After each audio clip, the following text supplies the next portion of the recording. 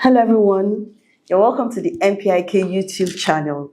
And of course, on this channel, we are always here to give you educative content on all your travel aspirations. Okay, so today we are going to be looking at affordable relocation routes. Affordable relocation routes that you can consider. Now, these routes do not necessarily need a job offer. If you are looking at routes where you will not need so much funds to execute and you would want to relocate with your family, these are the routes you should look into. Now, we are going to be looking at so many of them, like a number of them, so that you would have flexibility to choose the one that fits most into your plans. So let's get right into the video. This is a good time for you to subscribe, to like and share our videos, and share it with whoever you know has relocation plans. It would, of course, be helpful to them. So let's go right into the topic. Affordable relocation routes. Now, these routes, they focus more on your credentials. They focus more on your achievements, on things you have gathered, done over the years. And like I said, money is not the first thing. Money is not the first thing. So let's look at different countries. The first we are going to be looking at is the EB2 NIW in the United States of America. Now, this route gets you a green card, a permanent residency straight, and of course it covers for your family. Do you know that United States is also looking for individuals with exceptional abilities, individuals that have excelled in different fields, individuals that could be a contribution to their country, to their economy? Yes, they are. So if you check the eligibility, some I'm going to explain here, you might have to do some further research. If you fit into it, this is just the avenue for you to relocate with your family to the United States of America. So what is the EB2 NIW?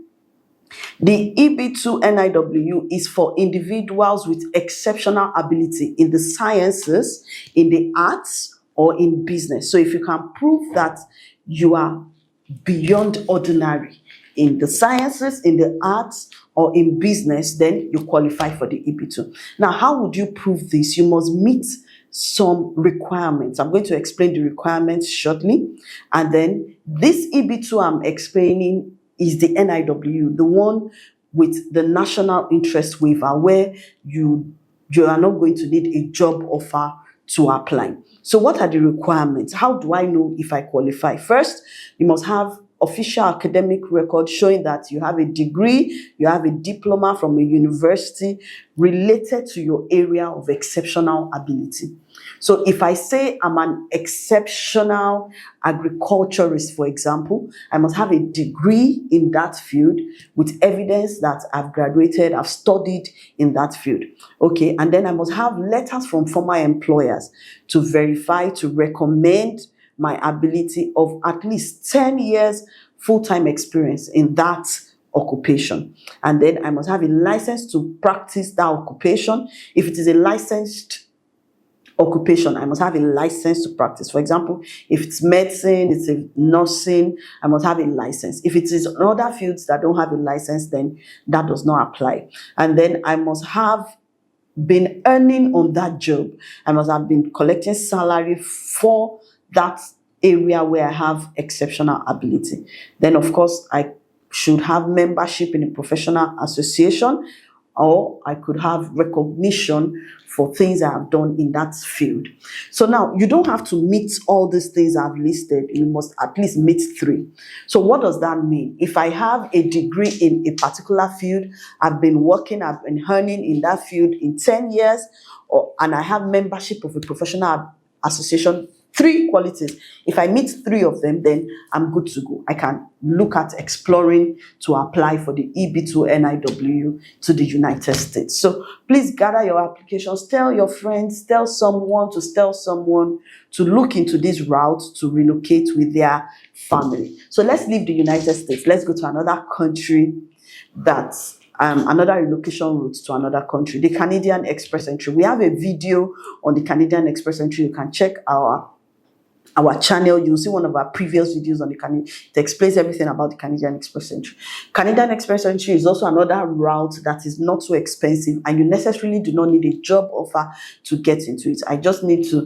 I need credentials in that field, work experience in that field, English proficiency, and some other things to increase my score. It would be good if you look for our video on the Canadian Express Entry for more details on that. Next stop, we'll be looking at the Global Talent Visa to the United Kingdom. You know, like I said at the beginning, I said these are programs that it's not money first of all. It's going to be considering brain work, achievements to help to relocate. So the United Kingdom is also looking for exceptional people that have excelled in various fields of endeavor. So one of that route is the Global Talent Visa. It's an immigration category designed for talented individuals in sectors like science. You know, science is coming up again here. In sectors like science, engineering, medicine, humanities, technology, arts, and culture. So if you are in any of these fields, you qualify for the Global Talent Visa. Now, to be eligible for it is two ways. It's either you get a nomination from an organization in the United Kingdom, or you have a world recognition. For example, if I have a globally recognized award, let's say I have a Nobel Prize, I could just apply directly for the Global Talent Visa. But if I don't have a globally recognized award, I would first of all have to prove my eligibility and get a nomination from the United Kingdom before I can apply for the Global Talent Visa. To be eligible for the Global Talent Visa, you need to have won a prestigious prize. For example, if you have won the Nobel Prize, you can apply directly for the Global Talent Visa to the United Kingdom. Now, there is a list of approved awards so that there will be no confusion as to which award is accepted. The UK has a list of approved awards that if you have gotten any of these awards, you are eligible for the Global Talent Visa.